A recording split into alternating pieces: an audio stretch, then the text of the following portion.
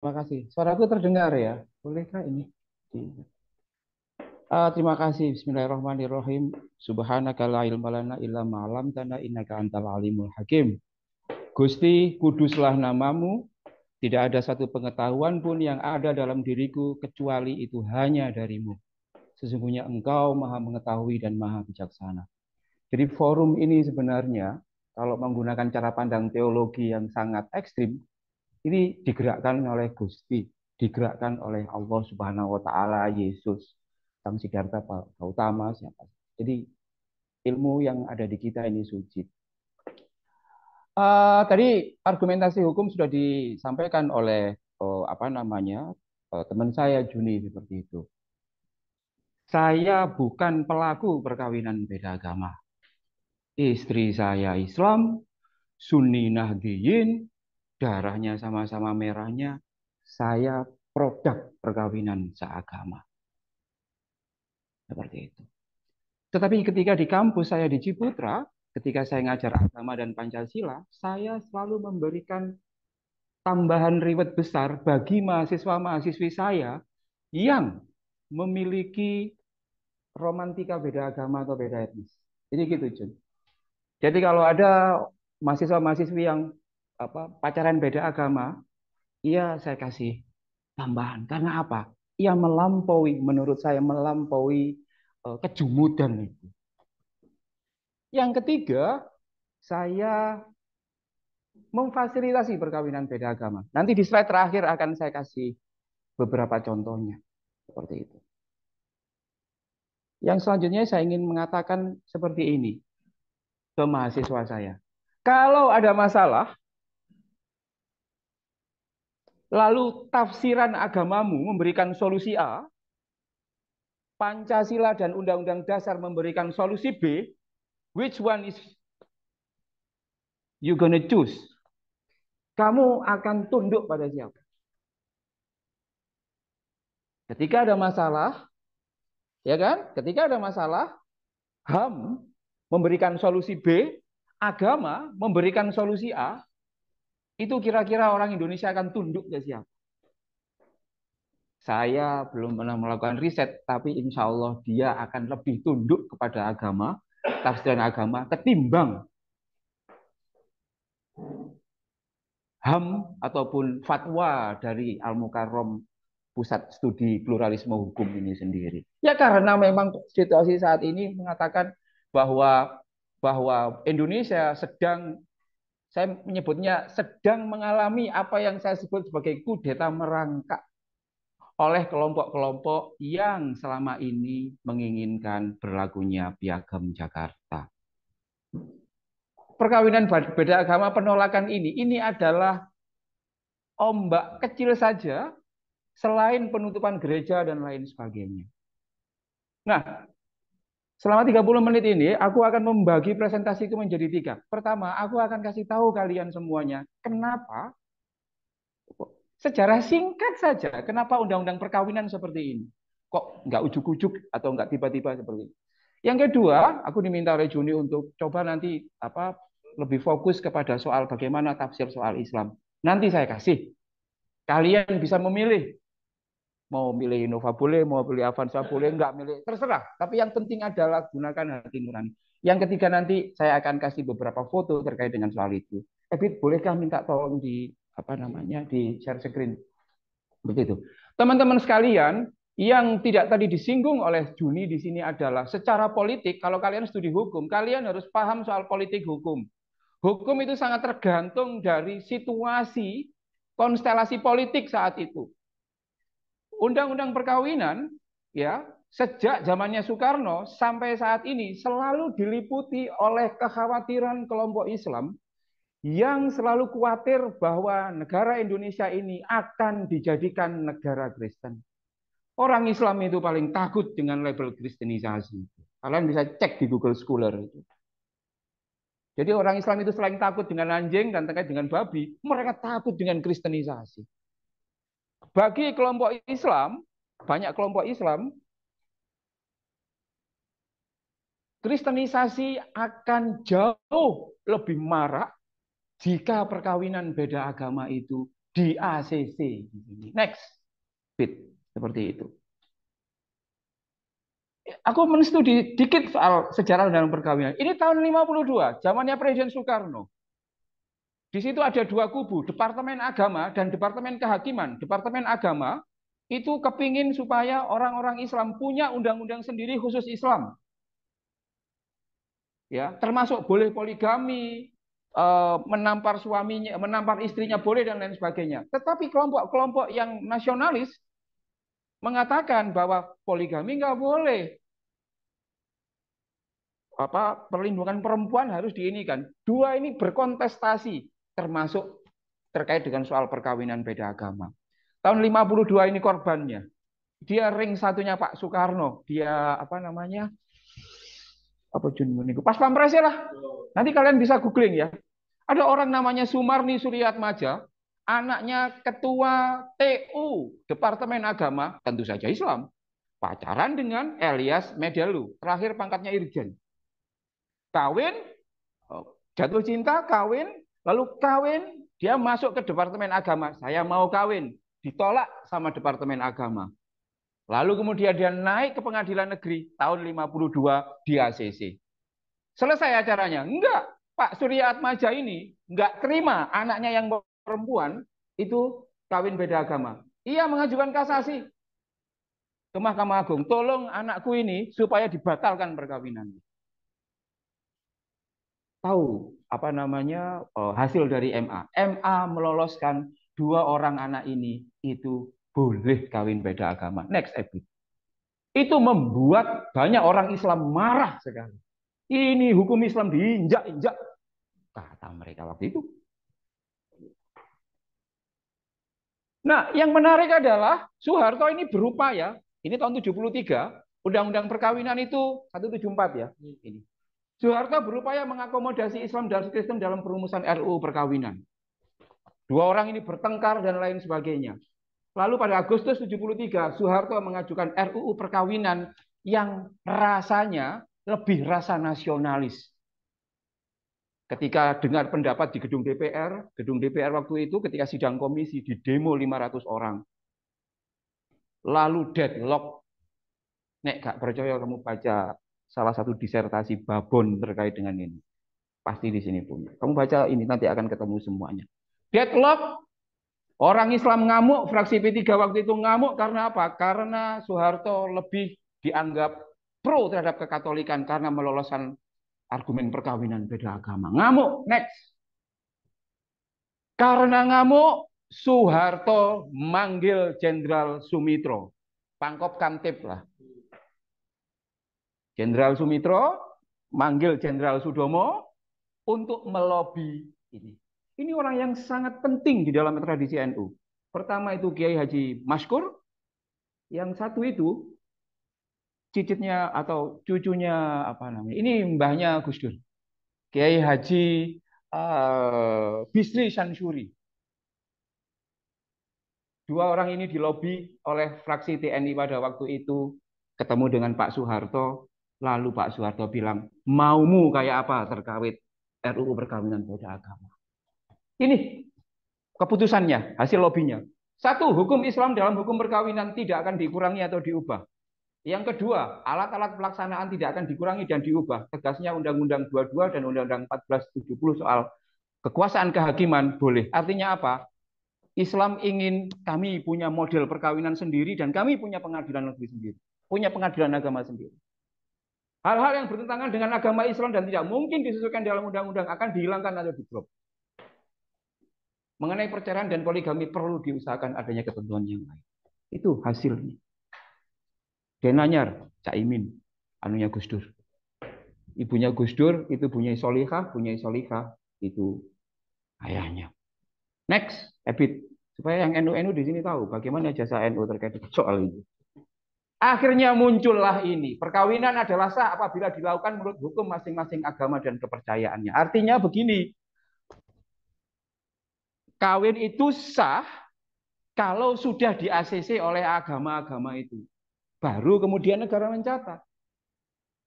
Orang Kristen Protestan karena didikan Belanda, mikirnya terbalik. Ya ngesahkan negara dulu. Kalau disahkan baru kami berkati. Orang Islam nggak mau. Loh itu kan berarti merevisi kewenangan saya. Nggak mau. Kenapa kok nggak mau? Mereka takut dengan apa yang saya sebut dengan kristenisasi dan lain sebagainya. Fraksi PDI dan fraksi Karya Pembangunan ngamuk dengan hasil itu, tapi ditertibkan oleh Sudomo. Dia ngomong seperti ini, jika NKRI mau tetap utuh, maka rumusan tersebut harus diterima. Titik. Next. Tahun 83 Soeharto bikin aturan terkait pencatatan sipil. Artinya kawin beda agama itu boleh dengan menggunakan catatan sipil. MUI ngamuk protes karena banyak orang-orang Islam yang kawin beda agama menggunakan fasilitas ini. Ngamuknya semakin nggak karu-karuan ketika dua orang raksasa ini, raksasa bintang film Indonesia ini, Jamal Mirdad dan Lydia Kando ini kawin. Kayak gitu. Oh ini, kamu studi hukum soal perkawinan beda agama. Kalau nggak ada catatan kaki ini tak coret aku sebagai pembimbing. Loh ya serius ini. Ngamuk Jamal Mirdad Lydia Kando ini kawin, satunya ini orang Manado Kristen, satunya Arab, kawin dan diperbolehkan. Jakarta heboh, lalu ada kesepakatan, ya sudah diatur saja. Selama kawin beda agamanya, yang laki-laki Islam, yang perempuan ini selain Islam boleh di KUA. Jadi dulu itu kawin beda agama boleh di KUA. Boleh Jun. Boleh di KUA sepanjang yang ceweknya adalah Kristen, laki-lakinya Islam. Boleh di KUA. PGI dan KWI protes. Wah, negara jadi corong. Apa namanya pemberlakuan syariat Islam. Ya biasalah. Orang itu kalau sudah nggak seneng itu kan apapun pasti salah tuh. Kayak gitu. Nah, karena kamu menyebut soal putusan MA 140 itu, 1400 itu ceritanya ya ini tadi. Tahun 85 ada orang perempuan namanya Foni. Pakai pro Islam. Andrianus Katolik. Datang ke KUA. Ternyata ditolak oleh KUA. Kami nggak bisa melayani. Dia maju ke pengadilan negeri. Ditolak pula oleh pengadilan negeri. Lalu dia masuk ke kasasi ke Mahkamah Agung. Mahkamah Agung mengatakan kalian berdua boleh kawin. Itu sebabnya putusan MA nomor 1400K ini selalu menjadi catatan kunci. Gara-garanya seperti itu. Next. Nah yang menarik teman-teman seperti itu. Ini beberapa ini. Beberapa. Ingat, sekali lagi, orang Islam itu, banyak orang Islam yang sangat takut ketika melihat perkawinan perbedaan agama. Terutama ketika yang kawin ini pakai jilbab. Ada perasaan tersulut, ada perasaan ternodai, ada perasaan yang mengatakan agamaku lebih tinggi ketimbang kalian. Seperti itu. Ada perasaan seperti itu. Nah, bayangkan ini screenshot dua orang ini. Ini apa namanya melakukan praktek perkawinan beda agama, apalagi pakai jilbab, terutama dalam kasusnya staf sus Jokowi. Next, ini adalah detik-detik 2 tahun sampai SMA ini. Jadi ibarat kronologi, kalau kalian nanti males moco, tak bantu ini, tak bantu. Jadi pertama sampai keluarnya SMA itu adalah pada tanggal 3/22 ada orang berjilbab yang tadi melakukan perkawinan beda agama di Semarang pakai Katolik. Umat Islam marah. Lalu tiba-tiba ditambahi lagi dengan staf susnya Jokowi, si Ayu itu. Pakai jilbab. Ngamuknya minta ampun. NU ngamuk, MUI ngamuk, semuanya ngamuk. Ingat, suasana kebatinan orang Islam itu adalah selalu merasa terancam dengan kekristenan. Kalau klub gagal melihat itu, berarti harus udah lagi soal politik hukum dan sosiologi hukum. Situasi kebatinannya itu selalu begitu. Nah, selama ini masih takut dan lain sebagainya. Lalu kemudian PN Surabaya dan lain sebagainya terakhir ketika putusan apa namanya? Putusan apa namanya? Jakarta Pusat tanggal Januari, Februari, Maret, April, Mei, Juni 2003. PN Jakarta Pusat meloloskan perkawinan beda agama. Lalu MK menolak judicial review-nya Partai G. Ya, orang Islam sudah mulai marah. Lalu kemudian Mas Yandri kemarin sama saya di acaranya Hotman di Metro TV itu, dia bersama dengan kelompok-kelompok Islam langsung mendatangi Ketua Mahkamah Agung dan bertemu dengan Ketua Mahkamah Agung. Kira-kira ngomong kayak gini, Pak Ketua Mahkamah Agung, gimana cara saya supaya praktek PN Jakarta Pusat itu berhenti, pengadilan berhenti untuk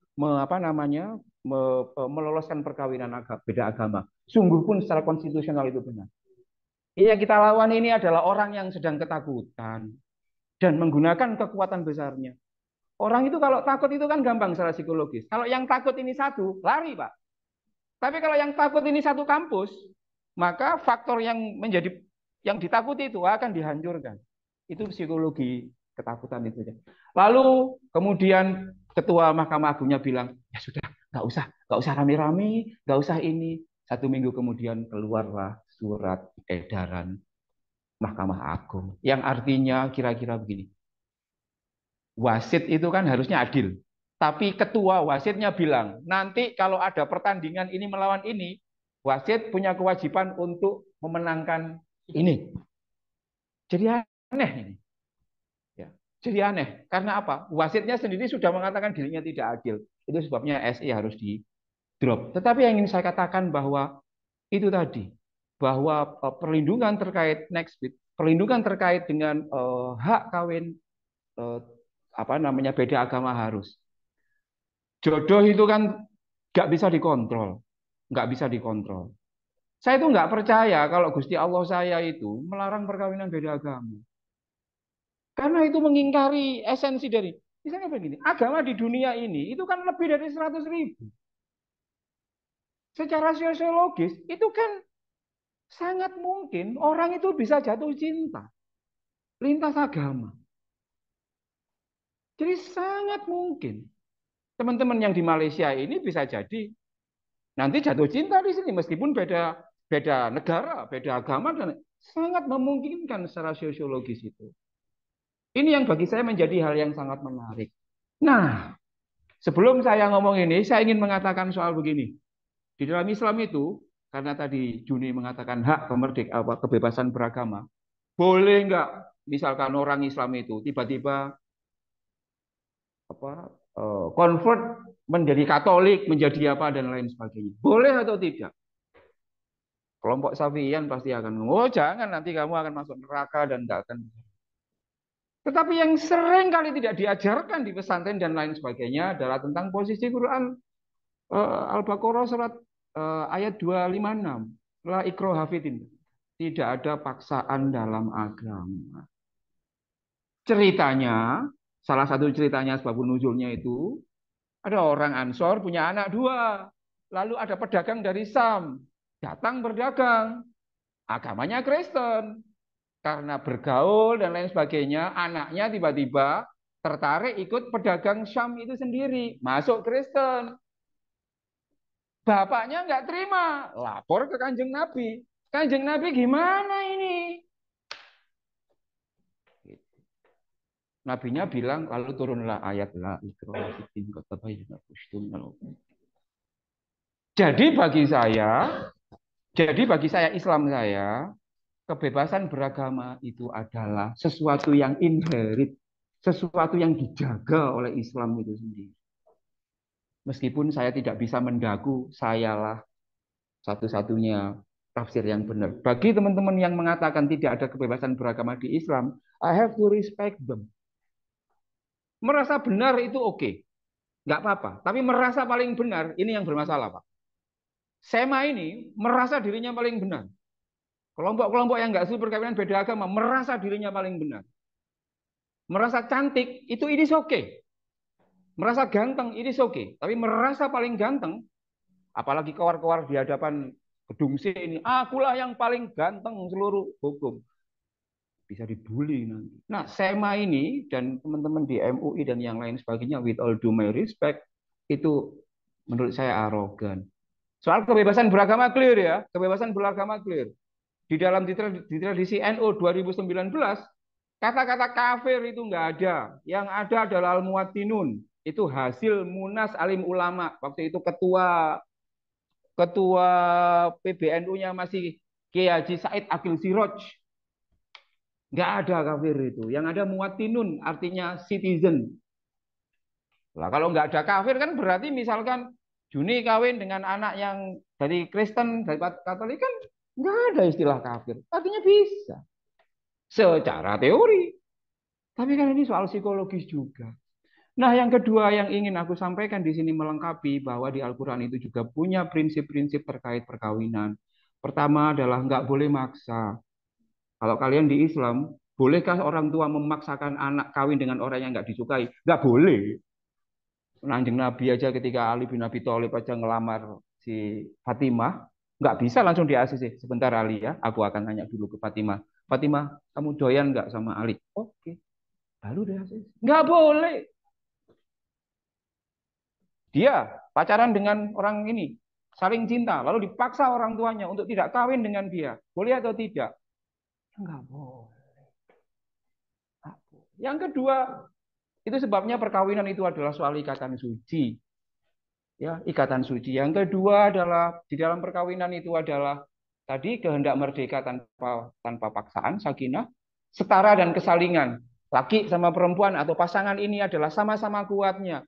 Nggak boleh misalkan, kamu ke masjid saja, oh kamu ke gereja saja. Tidak. Harus saling support. Nah, kita kasih tahu contoh perkawinan beda agama yang saya fasilitasi itu saling mensupport. Kalau minggu dianterin suaminya ke gereja, kalau ini dianterin ke masjid, itu dan lain sebagainya. Ini menurut saya clear di sini. Tinggal pertanyaan kuncinya adalah bolehkah kawin beda agama? Next, Ebit.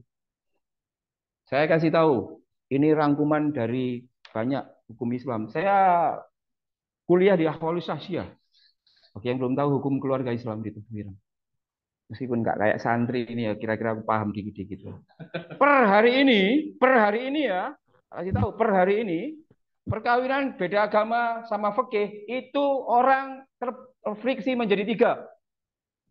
Ya, tidak lagi menggunakan apa namanya Hanafi, Maliki, Hambali, Syafi'i, tidak. Aku merangkum per hari ini juga. Yang nomor satu konservatif. Konservatif itu yang diikuti oleh MUI dan seluruh ormas-ormas ini. Pokoknya Islam nggak boleh kawin dengan selain Islam. Titik. Mau catatan kakinya itu dari apa namanya dari fikih mana saja, intinya nggak boleh, titik. Nah, tinggal kasih catatan kaki. Yang kedua agak mendingan, kelompok moderat. Kelompok moderat adalah siapapun yang mengamini bahwa boleh dengan syarat perempuannya harus ahlul kitab, laki-lakinya boleh Islam. Laki-lakinya harus Islam, perempuannya begitu. Alasan bukan sebaliknya. Kenapa seperti itu? Konon menurut Profesor Khalid Abu Elfat, konon pada waktu itu tradisi mereka adalah tradisi patriarki.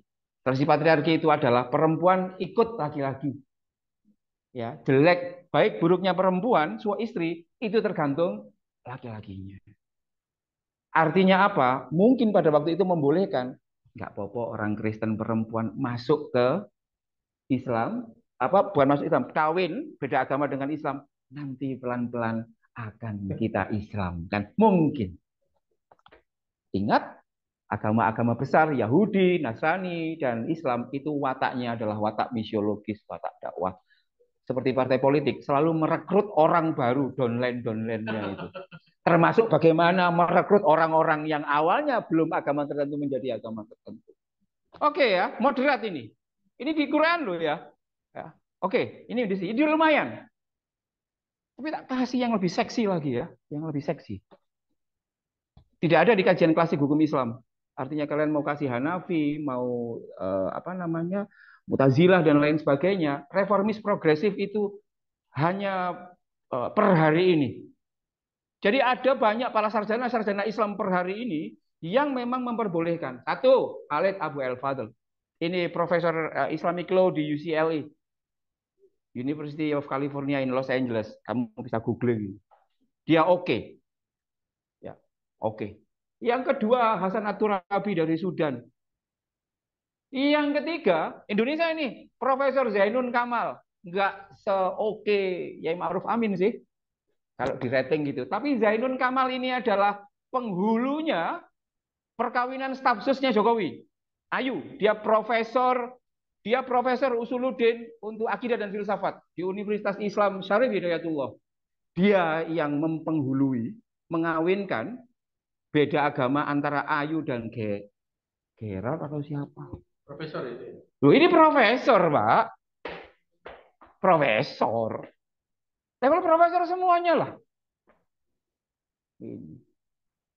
Kamu aja beliau selamat di UIN karena pasti kan dianggap liberal, karir politiknya pasti, karir akademiknya pasti dihambat-hambat. Tapi dia, nanti googling namanya dengan tambahan staf sus Jokowi, dia yang menjadi penghulu antara Ayu itu sebelum Kardinal Dharma Atmaja memberikan pengumuman. Dan itu live YouTube. Ya. Yang tentu saja yang selanjutnya adalah the one and the only Profesor Musda Mulia. Pasti tahu itu. Profesor Musda Mulia. Oh ya, Pak Zainun ini orang Padang loh ya. Tahu sendiri lah Islamnya orang Padang kayak gimana kan. 27 karat lah. Bukan 24 karat, 27. Itu kan sama dengan Madura. Kira-kira Pak Mahfud lah kayak gitu. Jadi menurut saya ini menarik ini Profesor Zainun ini. Dia agak memiliki hati, agak pinternya kelihatan. Yang lain itu betul profesor, tapi kadang-kadang kan ketika berhadapan dengan Al-Quran lalu jadi bodoh mendadak gitu kan. Goblok. Tapi Pak Zainun Kamal ini menurut saya pikirannya lumayan progresif. Jadi sebenarnya mana yang benar? Pertanyaannya adalah jangan menggunakan pendekatan binerik. Gunakan salah satu yang bisa membuatmu berislam, berkristen secara rahmatan lil alamin. Mana? Kalau kamu menggunakan elemen yang konservatif itu, tentu tidak rahmatan lil alamin karena menghapus hak orang lain kok. Maka kalau saya memilih reformis progresif karena apa? Karena saya sebagai muslim harus mencitrakan apa yang ada dalam kitab suci saya. Wa ma arsalnaka illa rahmatan lil alamin. Menjadi Islam yang rahmatan lil alamin. Islam rahmatan lil alamin itu adalah ketika melihat orang tertindas, termarginalisasi, ia datang. Seperti Soekarno, seperti Gus Dur. Tak tulungi kon. Gitu. Mahkamah Agung nggak berani. Sorry itu saya Pak Mahkamah Hakim. Next. Jadi menurut saya ini menjadi hal yang menarik. Secara sosiologis, betul yang tadi disampaikan oleh Juni tadi. Tapi ini menarik ini. Nabi Muhammad itu punya anak perempuan itu 4. Satu itu Ummi Kulsum, pernah kawin dengan Utaibah, anaknya Abu Lahab, tentu saja kawin beda agama. Yang kedua, Ruqayyah, kawin dengan Utbah, anaknya juga Abu Lahab. Lalu dua-duanya ini cerai karena gegeran besan. Nabi Muhammad kan enggak ini. Nabi Muhammad kan enggak akur dengan Abu Lahab toh. Enggak akur kan? Lalu karena enggak akur, anak-anak dipanggil udahlah, kamu apa namanya, cerai aja dan lain sebagainya. Jadi Abu Lahab itu dulu sempat menjadi besan dari Nabi Muhammad. Sejarah loh ini. Jadi yang disuruh benci-benci dan lain sebagainya, itu besannya Nabi Muhammad dulu. Nah yang menarik yang ketiga, itu adalah Ummiku Zainab. Zainab itu kawin, nanti bisa lihat. Saya menulis agak panjang dengan catatan kaki dan bibliografinya terkait perkawinan ini. Nabi Muhammad punya anak namanya Zainab, dia kawin dengan Al-Rabi, dan mereka tetap hidup dan dalam agamanya masing-masing. Ceritanya gimana? Al-Rabi itu agama lokal. Agama lokal orang Mekah. Pagan kan terlalu pejoratif ya. Agama lokal lah. Dia agama ini ya, agama asli orang Mekah. Ya, ketika Nabi Muhammad sudah jadi nabi, Nabi Muhammad tidak memaksakan Zainab supaya dia balik ke Madinah. Nabi Muhammad kan posnya di Madinah. Mekah itu posnya di Mekah. Nah, anaknya Nabi Muhammad Zainab ini stay with her husband di sini. Nah, gitu. Dan ceritanya sangat heroik dan sangat sinetron banget. Nanti kamu baca sendiri ya. Termasuk ketika ia dipisahkan, Zainab akhirnya dipisahkan dengan suaminya selama 3 tahun, tapi keduanya masih merawat cintanya. Pokoknya kata Zainab, aku nggak mau kalau aku dipisahkan sama Mas Al-Rabi itu.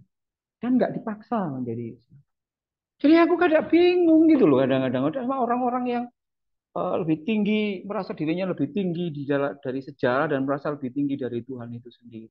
Apalagi kalau itu dilakukan oleh para hakim. Next, teman-teman sekalian, ini adalah warisan yang sangat luar biasa.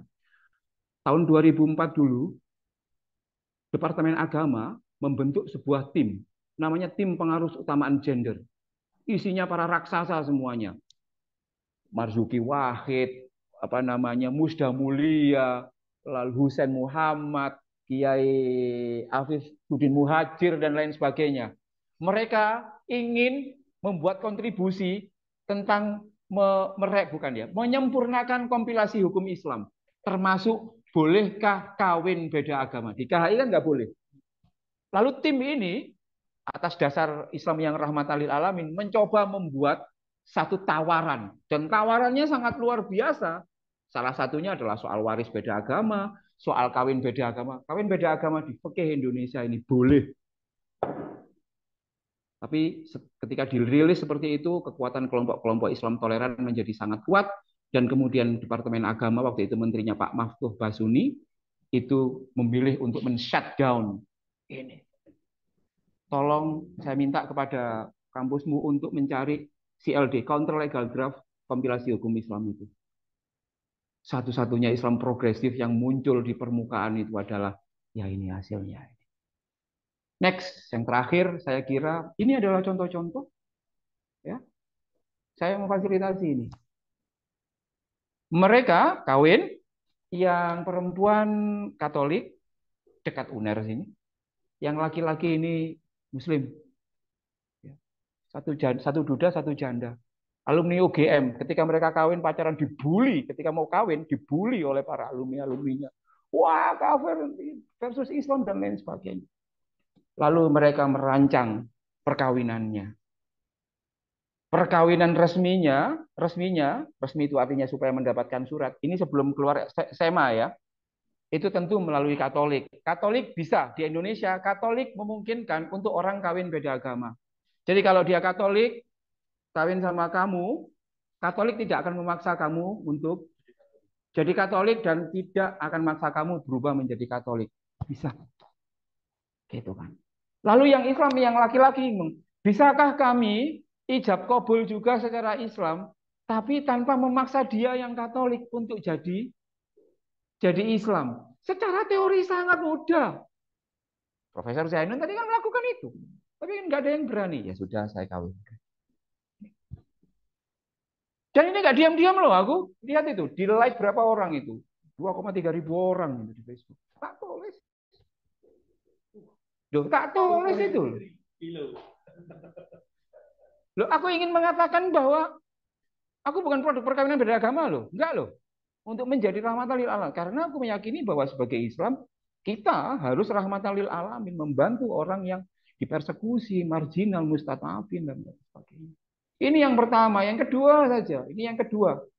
Lakinya Kristen, perempuannya Muslim tanpa jilbab.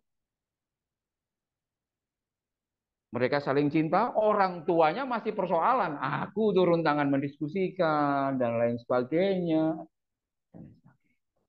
Di GKJ Manahan. Dan lihat itu, publik kan status itu, Anan sorry, gambar dunia itu kan publik, nggak privat, nggak apa publik. Bagi saya memungkinkan terkait dengan soal ini. Nah, apakah bagaimana nasib next yang terakhir, Ebit? Bagaimana nasib perkawinan beda agama setelah SEMA ini berlangsung? Aku setuju dengan Juni bahwa SEMA ini aib. Sorry ya Pak Hakim, tapi SEMA ini aib gitu loh menurut saya. You should be ashamed of yourself. Kok bisa melarang orang seperti itu? Harusnya direvisi. Tetapi apakah demikian kalau tidak direvisi orang nggak bisa kawin beda agama? Insya Allah masih bisa. Tanggal 26 besok, tanggal 26 itu kapan? Besok loh, 26 Agustus ini. Sabtu besok itu uh, saya memfasilitasi perkawinan beda agama. Ya, beda agama. Seperti itu. Katolik dan Islam. Yang laki-lakinya Islam, perempuannya Katolik. Dan kayaknya tidak akan masuk ke pengadilan. Karena Di tempat dia akan mendaftarkan perkawinannya, itu di spenduk capilnya oke. Di spenduk capilnya oke. Artinya begini, sebenarnya kita nggak butuh pengadilan. Kalau di spenduk capilnya oke. Jadi Pak Eri, Anda itu kan merah putih, orang PDIP, ya kan, pemenang pemilu. Kalau misalkan wali kota Surabaya masih juga tidak bisa ini, ya menurut saya juga malu-maluin. Oh. Enggak. Jadi bagi saya SE ini harus dicabut. Yang kedua, bagi kita memperjuangkan perkawinan beda agama itu sama artinya memperjuangkan Islam rahmatan lil alamin dan sama derajatnya dengan memperjuangkan kebinekaan dan toleransi yang ada di Indonesia. Saya kira itu. Terima kasih ya. Thank you.